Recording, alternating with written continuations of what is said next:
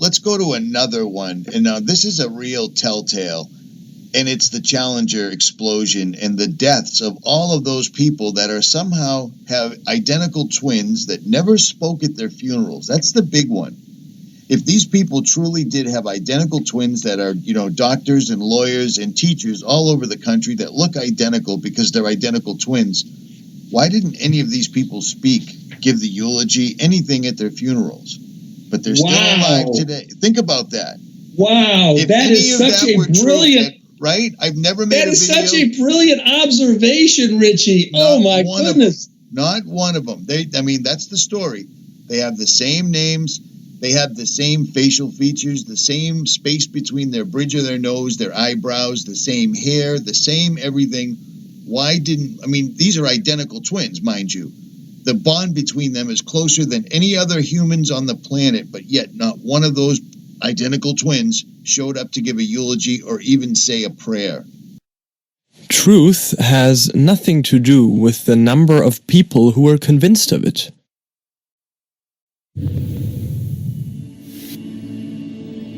If you are 40 years or older, you may remember January 28, 1986. It was the day of a huge NASA catastrophe off the coast of Cape Canaveral, Florida, where at 11:38 a.m. EST, 73 seconds after takeoff, Space Shuttle Challenger exploded in a tremendous burst over the Atlantic. All 7 crew members were killed, 5 NASA astronauts and the 2 payload specialists.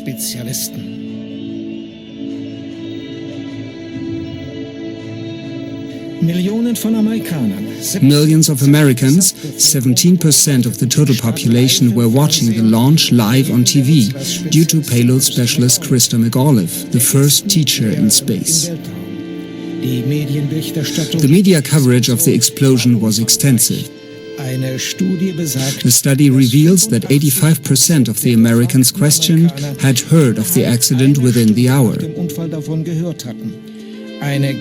The whole world was in a state of shock, and the whole world mourned and took part in the funerals of the Space Shuttle victims.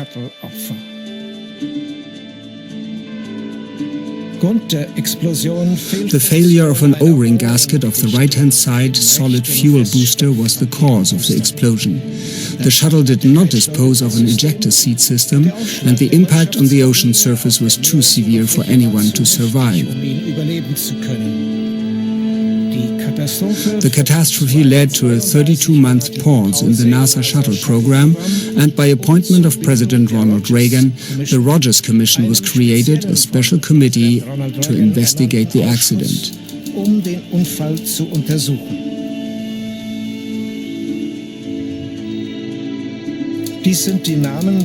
These are the names of the 7 crew members of the Challenger.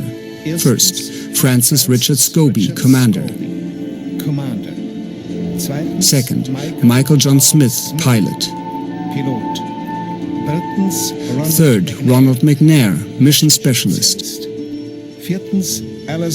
Fourth, Ellison Onizuka, mission specialist. Fifth, Judith Resnik, mission specialist. Sixth, Gregory Jarvis, payload specialist. Seventh, Christa McAuliffe, payload specialist. And now, the unbelievable. A well-known proverb says, if something looks like a duck, sounds like a duck, and behaves like a duck, then it probably is a duck. For a second time, this matter leaves the world breathless.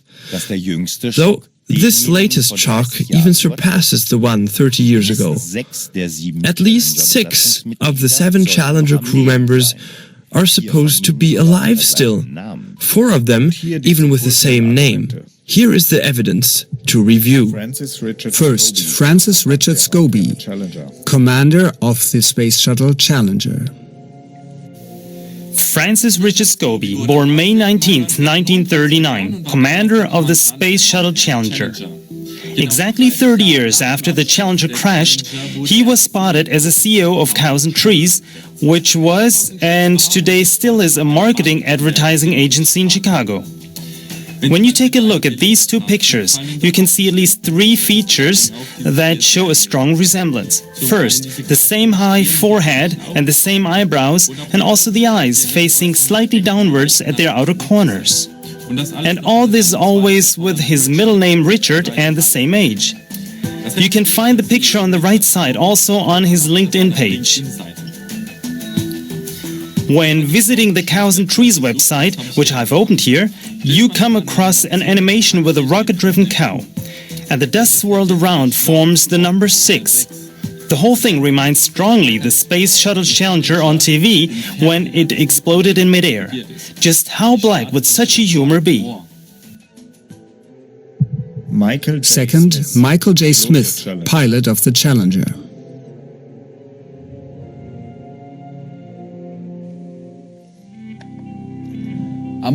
Born on the 13th of April 1945, pilot of the Challenger. Michael J. Smith, 41 years old when he lost his life 30 years ago because of the explosion. The man on the picture to the right also bears the name Michael John Smith, and he's exactly 30 years older now. The resemblance with the astronaut Michael John Smith is striking. The same horizontal eyebrows, the same grey-blue eyes, the same vertical indentation on the tip of his nose. We are talking of an emeritus professor for industry and system engineering at the University of Wisconsin-Madison. Michael John Smith's email address is mjsmith@k.wisc.edu. Third, Ronald McNair, mission specialist of the Challenger. Born on October 21, 1950, Ronald McNair was the second Afro-American astronaut with a doctor's degree in physics. The 66-year-old Carl McNair on the right looks just as Ronald would look today. One day this fact attracted the attention of some American citizens. When addressing him about the astonishing resemblance, it is said that he responded spontaneously that he was the twin brother of the killed astronaut.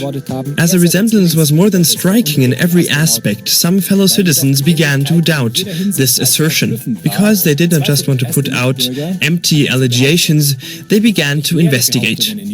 Previously, it was not known that the late Ronald McNair had a twin brother.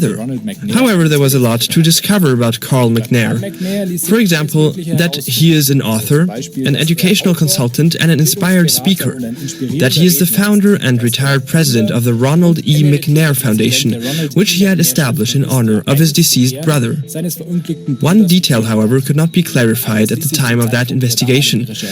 There are no indications for a twin brother of Ronald McNair named Carl from before 1986. Here's the report of the research of a free journalist. On Ancestry.com, I have performed a search for Carl McNair, who claims to be the brother of the astronaut Ronald McNair. Carl S. McNair's LinkedIn page mentions December 16th as his birthday. On Wikipedia, Ronald McNair's parents are Carl C. and Pearl M. McNair.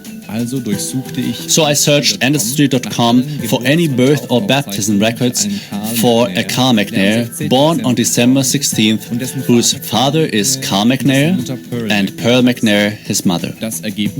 Search results. In the birth certificates of Texas between 1903 and 1932, there's only the record of Herschel John McNair, born on October 12th in Rosewood, Upshur, whose father's name was William McNair and his mother's was Pearl McNair. In other words, according to Ancestry.com, there's no Carl McNair, brother of Ronald McNair. Here's the screenshot of the respective page of Ancestry.com with a timestamp in the lower right-hand corner. 10:18 a.m. on 5th of September 2015, circled in red. Just to make sure, I redid the search for Carl McNair. This time I have limited the search to Carl McNair with a father named McNair and a mother called Pearl. I found no Carl McNair, whose father's last name was McNair and whose mother's first name was Pearl.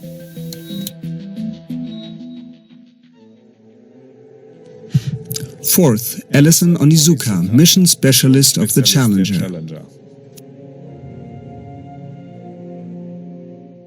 Another mission specialist of the Challenger, Ellison Onizuka, was the first Japanese-American astronaut. He too was supposed to have shown up in public after the Challenger catastrophe.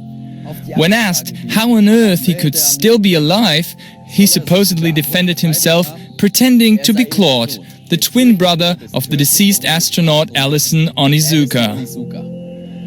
As his assertion was not seen to be credible, some fellow citizens set out for research about a twin brother of the astronaut. The astronaut Ellison Onizuka was born in Hawaii on the 24th of June.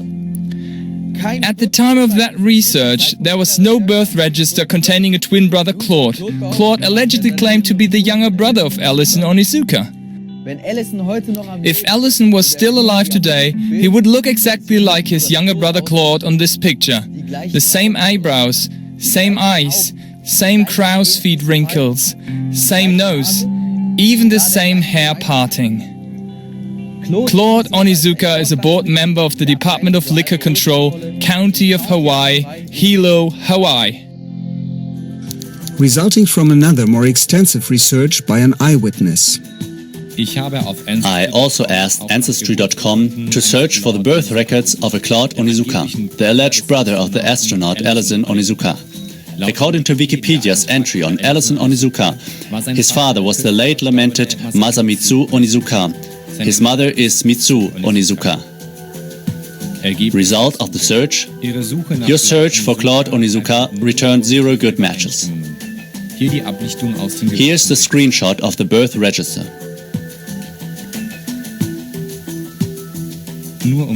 Just to be sure, I redid the search for Claude Onizuka, this time without specifying the names of the parents. There were 36 results, none of which was Claude Onizuka. In other words, according to Ancestry.com, at the time of this research, no one named Claude Onizuka had ever been born in the United States.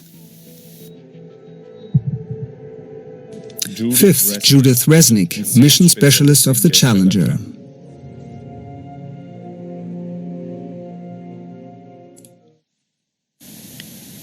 Judith Arlene Resnik, born on April 5, 1949. What of importance can be said about her? With a PhD in electrical engineering, she was a mission specialist of the Challenger. She was the second female American astronaut and the first Jewish American astronaut to fly in space. And now comes the interesting part. At Yale Law School, there is a chair held by a professor named Judith Resnik. The same name, this may occasionally happen. However, not only is it remarkable that now she is exactly 30 years older than the astronaut Judith Resnik when she was killed. She has exactly the same name, the same appearance, and the same voice as the deceased astronaut. And what is she doing at the Yale Law School? She's a professor of law for the Arthur Lehman program. Now, let's return to compare the pictures. Like the astronaut Judith Resnik, this professor has dark, curly hair, dark eyes, the same shaped eyebrow, and the same lines on both sides of the face extending up from the jaw. What else can we see? Their mouth, the way they look, and their gestures are exactly the same. Here is another picture to compare. Look here at her mouth. The upper lip of both Judith Resniks form a slight peak when they speak. Do you see this? And is all this at random or coincidental? Hereinafter, 2 elaborate investigations are presented about Judith Resnik as witness reports. Whoever compares the voices of astronaut Judith Resnik 30 years ago, along with Professor Judith Resnik, comes to the conclusion it's about one and the same woman. So let's finally listen to this voice comparison. Judith Resnik before and after 30 years. Well, I too am glad to be here one more time, and I am hoping that the affliction that Steve Hawley had from the 41D mission specialist of the delays hasn't rubbed off on me. And there were fewer than 40 federal judges around the United States, and they didn't need a building of their own. They were tucked into facilities like this. And of course, what the U.S. government did was this was a form of tax, and Marine hospitals, health care. And I think the guys behind me are hoping that it hasn't also. Otherwise, they might throw me. Of course, is the Civil War, and with the Civil War and the North conquest of the South. Otherwise, they might throw me off the flight. The U.S. federal government owned and I will now introduce about 50 buildings Ellison Onizuka around the entire hoping that it has United they might States. Throw me and off none the of flight. Are all these inconsistencies pure coincidences, or is it about a worldwide deception of enormous proportions? One must not mistake the majority for the truth. Sixth, Sharon Christa McAuliffe, payload specialist of the Challenger. On September 2nd, 1948, Sharon Christa McAuliffe was born. She too was one of the astronauts killed on the Challenger. She was a teacher for social studies at Concord High School in New Hampshire, where she was selected from more than 11,000 applicants to participate in the NASA project Teacher in Space. If the Challenger had not exploded, she would have been the first teacher in outer space. Had she not died in the Challenger disaster, McAuliffe would be 68 years old today. In the course of the research about the space shuttle deception, also for Sharon McAuliffe, apparently an exact double was found with the same looks and, believe it or not, with the same name. Even considering the 30 added years, this exceptional professor of law at Syracuse University looks exactly the same as the astronaut McAuliffe. But not only does she look identical, but she is also exactly the same age. Note also the details, for example, how her hair growth extends from the center of her hairline to the left of her forehead. This same lawyer, Sharon A. McAuliffe, who works for Syracuse Law School in New York State, is also a cousin of Virginia's governor, Terry McAuliffe. And he in turn had supported the re-election of Clinton and the election of his wife Hillary as her campaign chairman. Furthermore, he stood up for the support of NASA, in particular for the matter of the rocket launching site on Wallops Island, Virginia, in the Atlantic Ocean. In all these researches, it is important to state that it would be one thing if a single crew member of the Challenger would resemble to a person still alive. That could be dismissed as a mere coincidence. But it is quite a different thing if 6 members from one and the same Challenger crew have a look-alike, living in one and the same country, and in not less than 4 cases even have the same name. The rough guess of a physics teacher is summarizing this probability with the following figures and illustrations. By using a binomial distribution, one can ascertain how likely it is that an event with this probability occurs 4 times within 10 years. Roughly guessed, this leads to a probability of about 10 raised to the power of minus 160. For comparison, the probability of being hit from space debris is indicated by computing experts with a probability of about 6 times 10 raised to the power of minus 13. So it is more likely to be hit by some comet fragments 7 times in your life than such a collection of lookalikes would come about. But probably this figure is even much higher.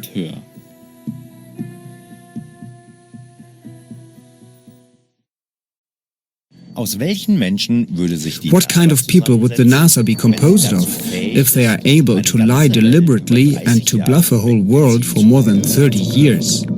After all, the NASA is an institution which is devouring multi-digit billion-dollar amounts of tax money and private donations every year.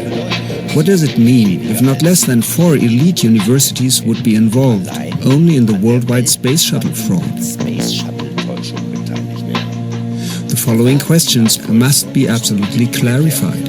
Who else could be involved into this fraud? Considering all the astronauts presumed dead would then be found as lawyers, jurists, financial experts, etc. So if the entire NASA, astronauts and professors of law, in other words, elite instructors of teachers, etc., would be involved in a global fraud, who else in addition to that? Where's the seventh astronaut, Gregory Jarvis? Is he still alive? For the clarification of all these endless questions, humanity depends upon its own help. Whoever is capable to help is welcome to participate in the clarification of all the problems addressed in this film. According to eyewitness reports from NASA insiders, the NASA did not only lie in some ways, but in every way. A NASA insider reveals. When I was talking with the gentleman from Belcom, and we were discussing the lie, everything he was telling me was different from what we were being told was the truth. And at one point I asked him, I said, man, you guys, you lied about a lot, didn't you? And instantly he said, no, we didn't lie about certain things. We lied about everything. None of it was true. Repeatedly in their advertisement films, NASA boasted that their space flights created jobs, first of all in the industry. But now the most urgent question is this: which jobs in exactly which industry? At least in the spaceflight industry, various NASA astronauts were not taking an active part during the Great Moon or Space Shuttle flights. So a NASA insider recently claimed that he cannot take part anymore for his conscience sake in the whole worldwide deception, as he calls it. He says that the NASA does not lie to the world only in some aspects, but in every single aspect. Because of similar testimonies of other NASA insiders, freelance journalists took a kind of a crucial test. With a Bible in their hand, they placed themselves in front of all these famous hyped astronauts and let them swear on the Bible that they really had been on the moon and had not been lying to the world. But listen and watch for yourself. And like this, all astronauts reacted when being asked. You want me to knock you in the head? Well, I want you to swear to God on the Bible that you walked on the moon. Okay. If you walked on the moon, we're given the opportunity to swear to God that you walked on the moon. I'm going to give you the opportunity to get the hell knocked out of you if you don't leave me alone. So why don't you just put the end to the record in the argument and put your hand on the Bible, swear to God you walked on the moon. Mr. Seibel, knowing you, that's probably a fake Bible. You really like it, don't you? You're the one who said you walked on the moon when you didn't. Calling the kettle black, if I ever thought of it. Saying I misrepresented myself. Away from me. You're a coward and a liar and a thief. You're a coward and a liar. You're a coward and a liar. Well, you're talking to the wrong guy. Why don't you talk to the administrator at NASA? We're passengers. We're guys going on a flight. Of course. I don't hit people, but you're going to be on the deck unless you get I'm heading out. I appreciate it. And get the hell out of the clubhouse. Well, take your stuff and get the fuck out. Why don't you quote me and say it's bullshit? When the shadows in Iran, I don't give a damn about all that shit. It's full of shit. Of lunar orbit being falsified. Being falsified? Correct. We've got an unedited tape from a source at the Johnson Space Center. Yes. Totally nonsense.